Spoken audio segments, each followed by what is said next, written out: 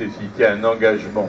Et donc, la région Île-de-France, comme j'imagine le Conseil général, comme j'imagine la mairie de Saint-Denis, seront aux côtés de ceux qui prendront la responsabilité de mener ce chantier.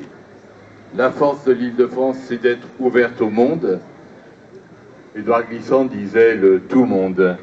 Il parlait de créolisation du monde. Et c'est vrai que le monde s'est formidablement créolisé. C'est la version optimiste de la mondialisation. Et on le voit dans les arts, la culture, la manière d'être. C'est l'identité même de notre territoire. Et cette 14e journée voulait en être le témoignage. Je crois que c'est réussi.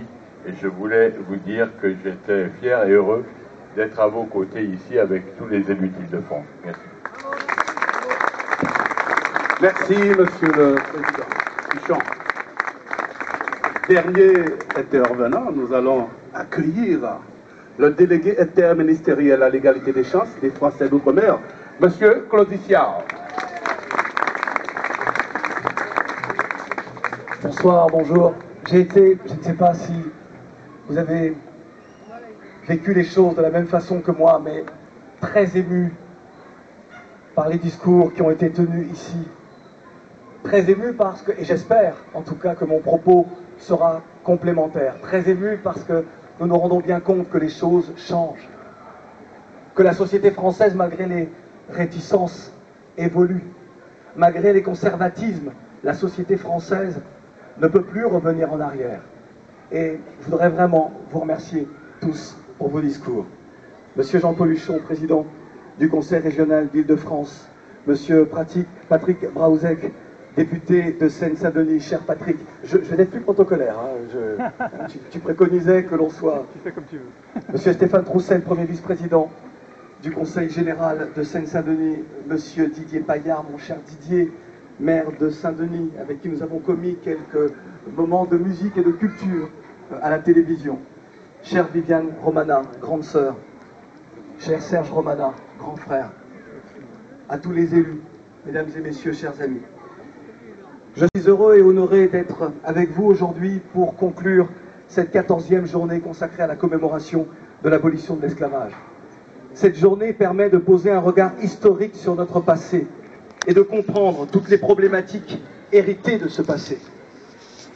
Représentation, discrimination, inégalité de traitement, chômage record dans nos régions d'outre-mer paupérisées. Toutes ces problématiques qui sont aujourd'hui exposées sont au cœur des préoccupations de la délégation interministérielle pour l'égalité des chances des Français d'outre-mer. Ce souvenir, réalisation dont les grands artisans ont été Aimé Césaire, Paul Vergès, a enrayé la logique d'extrême pauvreté des populations des régions d'outre-mer sans pour cela alléger totalement le poids de l'histoire, esclavage et colonisation. Certains d'entre vous ici présents ont mené les premiers combats pour la reconnaissance de ces deux crimes contre l'humanité que sont, je le rappelle, l'esclavage et la colonisation. Vous avez rappelé justement à tous le devoir de mémoire. Vous avez été capable de relayer l'ignominie de ce que fut la traite et l'esclavage. Une faute aussi profonde qu'irréparable. Nous avons tant lutté. Nous avons tant lutté. De la fin des années 70 jusqu'à ce 23 mai 2012, nous luttons encore. Nous avons tant subi. Marginalisation, moquerie, discrimination, insultes, rien ne nous a été épargné et nos voix durant des décennies n'ont pas été écoutées. Combien furent brisés pour avoir osé revendiquer? J'ai en mémoire les visages de ces femmes et de ces hommes fiers et déterminés que j'ai côtoyés adolescents, auprès de qui j'ai tant appris. Générations sacrifiées, car l'histoire n'a pas retenu leur nom. Je voudrais ici leur rendre hommage. C'est dans la rue que ma génération a fait l'apprentissage de la résistance. C'est à ce moment-là que nous avons acquis l'extraordinaire détermination qui nous caractérise. D'une mémoire partagée, nous devons faire la source d'une espérance nouvelle pour tous. C'est le sens de mon propre engagement et celui que j'ai voulu donner à ma fonction de délégué interministériel. Cette fonction, je l'ai abordée comme une étape dans mon parcours de militant, car l'esclavage et la colonisation ne sont pas des histoires du passé. Privés de liberté, nos ancêtres, nos parents ont survécu à la déportation, aux servitudes, au génocide. L'Afrique, vivier d'une main-d'œuvre inépuisable pour défricher tant de terres offertes par Dieu, résumait le père Las Casas en voulant sauver de l'esclavage les peuples dits amérindiens. Les femmes, les hommes et les enfants arrachés à la matrice africaine ont vu s'ajouter au calvaire de la captivité et des travaux forcés la déshumanisation par la perte de leur culture, de leurs identités, jusqu'à leur nom. À cet énoncé, quelques images littéraires et cathodiques nous viennent à l'esprit. Celle de Kunta Kinte, héros du best-seller Roots de l'écrivain afro-américain Alex Haley. Le fier africain de Racine refusait de prononcer le nom que le maître, dont le maître voulait l'affubler, un nom de chien, Toby. Dans cette scène culte, tout est résumé. Les fers, le fouet, la haine, la terre couleur sang et surtout l'envie de vivre contre vents et marées. En guise de nom, l'esclave n'avait souvent qu'un prénom, bien chrétien, parfois un sobriquet au quotidien et un matricule pour les registres. Puis, l'administration coloniale imposa au moment de l'abolition définitive des noms, des vrais, des noms parfois dégradants, distractions quotidiennes d'agents coloniaux, ajoutant à l'injustice de l'indemnisation des maîtres et non celle des esclaves, celle des bourreaux et non des victimes, ce fer rouge nominatif qui vous marque à jamais, vous et votre descendance. Selon l'humeur ou le zèle de l'agent administratif, une référence sexuelle, un trait de caractère supposé, devenait un nom dont on s'amuse encore parfois en feuilletant un annuaire téléphonique des Antilles, de la Guyane ou de l'île de la Réunion. L'esclavage n'est pas une histoire du passé. Jean-Paul Sartre disait, pour changer les choses, il faut changer les mots. Nous pourrions ajouter, au regard de notre histoire, peut-être certains noms aussi.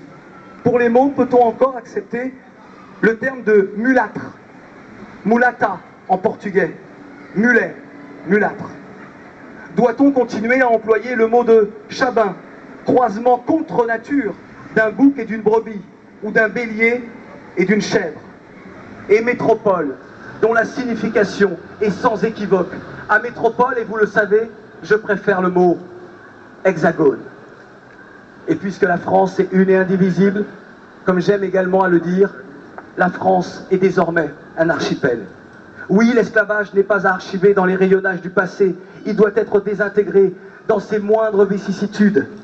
Le 23 avril 1993, en organisant la première marche commémorative de l'abolition de l'esclavage en France, la marche des nègres marrons, je n'imaginais pas, j'étais si jeune et impétueux, que le chemin à parcourir serait long, difficile. Par cet événement, nous voulions dénoncer les festivités du 500e anniversaire de la dite découverte des Amériques par Christophe Colomb, organisée en Espagne et avec le soutien de la France. C'était donc en 92. Il nous fallait rappeler le génocide des peuples autochtones, peuples amérindiens, et la déportation de millions d'Africains. Face au racisme, les jeunes militants que nous étions souhaitaient interroger la classe dirigeante sur le modèle de société qu'elle désirait pour la France de demain. À l'époque, nos questions étaient restées sans réponse. Et toute notre reconnaissance, notre considération et notre admiration. J'aime à dire que s'unir pour bâtir, c'est grandir ensemble. Le CM 98 nous a rassemblés. Honneur, fierté et respect à Christiane Taubira, notre garde des Sceaux désormais, qui est attaquée en ce moment et que nous devons toutes et tous défendre. Une lutte légitime que celle pour la loi du 10 mai 2001. Une grande victoire. Une lutte légitime initiée par notre Christiane, femme de conviction, dont la détermination relève parfois du divin. Cette loi honore la France sans la dédouaner pour autant du crime qu'elle a commis. Ceux opposant à ce fait le non à la repentance se rendent coupables d'entretenir une division sur ce sujet qui depuis longtemps aurait dû nous rassembler autour du devoir de mémoire. Honneur, respect et fierté à l'endroit des présidents successifs du CPE, MHE, Feu Édouard Glissant, Maryse Condé, Françoise Vergès. Où est-elle? Elle est là, notre chère Françoise, pour leurs engagements, leurs travaux fondamentaux au service de l'histoire, de cette mémoire à partager et pour son enseignement. Les victoires des uns sont les victoires de tous et les défaites des uns sont aussi les défaites de tous. Pour terminer, je voudrais vous dire que la violence des discriminations que subissent les descendants d'esclaves et plus généralement tous les non-blancs de France sont les résidus nocifs de ces idéologies esclavagistes et colonialistes. Comment reconstruire l'estime de soi avec un bagage si écrasant de mise en pièces de nos identités? Nos terres d'outre-mer ne sont-elles désormais que les confettis de l'ancien empire colonial français? Définitivement, l'esclavage de la vieille Europe est trop visible, trop palpable dans nos existences pour être rangé dans notre passé. Attendons encore un peu, car le temps ne nous appartient pas et l'histoire s'écrit souvent au présent. Merci. Merci Claudie. Claudie.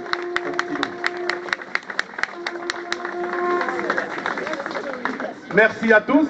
Je vous invite, cher public, à assister à la cérémonie écuménique, l'Amé Confénec, à la basilique de Saint-Denis. Merci beaucoup, à tout à l'heure sur le podium.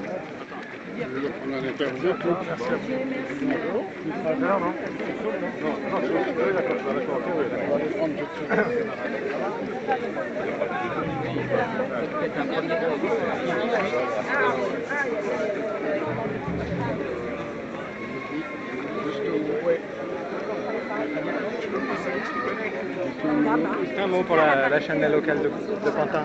Ça t'as raison.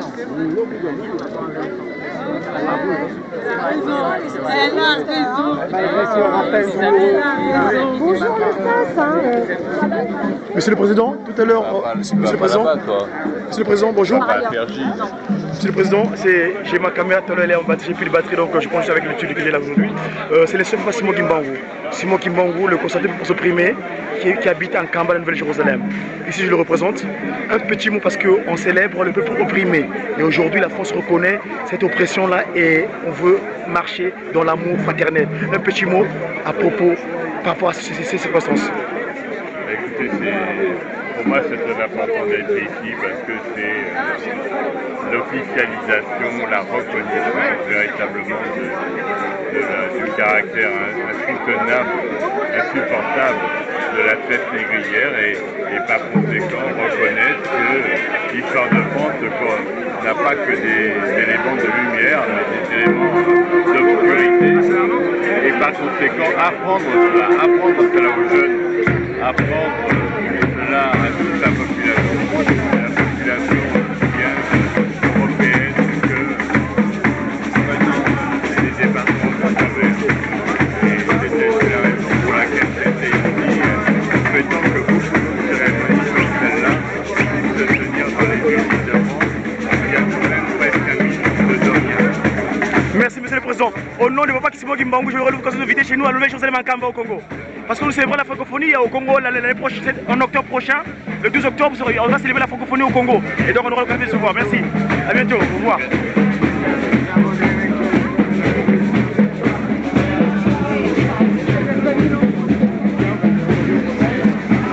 Cher Claudie, bonjour. Papa Simon Kimbangu, le Saint-Esprit en Kamba, vous vous souvenez dernière fois au Jardin du Luxembourg. Alors, Papa Simon Kimbangu, il est resté 30 ans en prison par rapport à pour cette liberté-là. Et il avait dit même à l'époque que ce que l'homme noir deviendra blanc et l'homme deviendra noir. C'est une expression. Aujourd'hui, il y a cette reconnaissance. Un petit mot par rapport à ce que pour la presse et pour ceux qui banguistes. Ah, moi je reconnais les combats menés justement par ceux qui sont les héritiers, les apôtres du kibanguisme. C'est pour moi important parce que c'est la résistance qui s'exprime.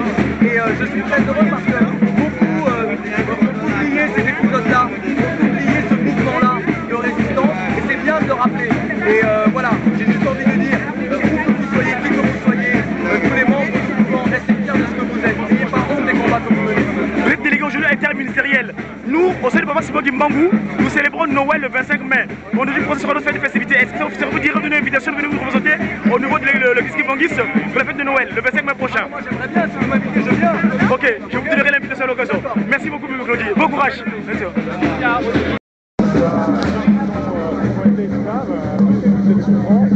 On a besoin de concevoir l'avenir en général et l'avenir en particulier de notre ville, d'avoir la mémoire de ce qui s'est passé. Et la mémoire, c'est la lumière et les ombres de la mémoire de notre pays. Et donc, il faut pouvoir tout se dire, pouvoir comprendre les choses, pouvoir mettre un nom sur les souffrances pour pouvoir inventer l'avenir. Et plus on parle de mémoire, plus on parle de ce souvenir douloureux, mieux on peut construire l'avenir pour nos enfants, pour l'ensemble de la population dionysienne. Aujourd'hui, la population dionysienne, elle est des fêtes de 130 nationalités différentes. Vous connaissez certainement le cosmopolitisme de la ville. Voilà, on a besoin de la mémoire de chacun pour construire un avenir commun. Donc quand on voit le monde qu'il y a cet après-midi, on peut le dire, comme le 3 mai a pris une certaine dimension aujourd'hui. Vous avez pu vous rendre compte, voilà, ça fait 14 ans que dans notre ville, nous commémorons ce 23 mai, grâce à nos amis des associations qui nous ont fait comprendre l'importance de ce 23 mai, de cette journée symbolique, mais elle n'est pas simplement symbolique aujourd'hui, elle est surtout la volonté de construire année après année une conscience collective. Et c'est dans ce domaine-là que nous voulons nous servir de la mémoire pour faire le meilleur avenir possible à nos enfants. Alors, monsieur le maire, bonjour.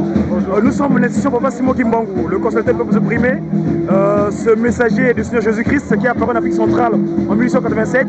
Il a commencé le 17 février 1921. Nous célébrons aujourd'hui l'esclavage.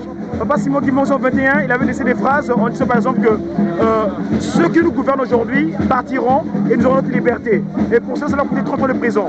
Un petit mot à l'audience de Papa Simon Kimbangu, parce que cette image ira jusqu'au Congo. Le Congo va accueillir la francophonie en octobre prochain. Un petit mot s'il vous plaît, monsieur le maire. Un mot, voilà, vous savez que dans notre ville de Saint-Denis, c'est 136 nationalités différentes qui composent notre ville, des gens qui viennent du monde entier. Donc on a besoin, pour construire l'avenir de notre ville, de pouvoir avoir la connaissance de la mémoire de chacun des populations qui font cette ville d'aujourd'hui. Et donc on a besoin, pour construire l'avenir, absolument d'avoir cette mémoire, de voir les lumières et les ombres de cette mémoire. Et donc aujourd'hui, ce 23 mars, c'est le souvenir de ce qu'a pu être l'esclavage dans notre ville. Et voilà, donc on a besoin absolument d'examiner cette question-là, de pouvoir s'en souvenir, mais aussi surtout pouvoir se projeter pour pouvoir se projeter dans l'avenir.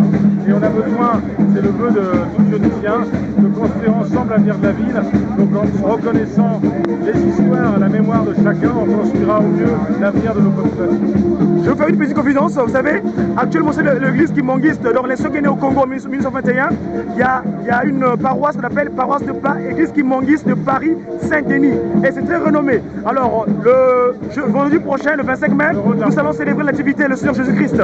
Nous célébrons Noël le 25 mai. Et ça vous dirait éventuellement si vous avez une invitation pour venir nous assister à un culte Kimbangiste? Avec plaisir, je ne sais pas si je vais vous remettre ma carte de visite, et à l'occasion, on en parlera. Merci beaucoup, monsieur le maire. Voilà, je suis Claudie Delcourt, mon compagnon de Mando. À bientôt. Au revoir.